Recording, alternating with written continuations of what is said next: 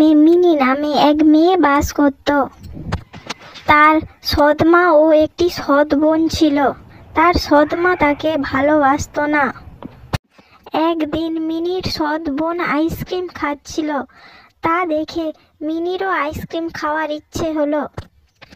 Mini তার সৎ মায়ের কাছে গিয়ে একটি আইসক্রিম চাইল। মিনির সৎ মা তাকে আইসক্রিম না দিয়ে আইসক্রিমের খাপ দিল। তাতে আইসক্রিম ছিল না। মিনি খুব কাঁদতে থাকে।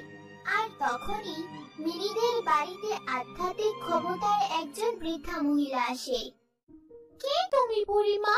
তোমাকে তো আগে কখনো দেখিনি।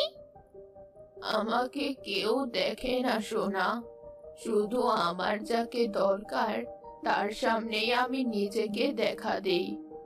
এখন বলো তো, এভাবে কাঁদছো কেন তুমি?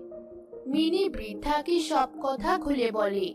সব শুনে বৃদ্ধা মুচকি এক হাসি দেয় আর নিজের জাদুর সাহায্যে মিনিকে একটি আইসক্রিমের বাড়ি উপহার দেয়। এই ঘরের আইসক্রিম কখনো শেষ হবে না। এ কথা বলে বৃদ্ধা সেখান থেকে উধাও হয়ে যায়।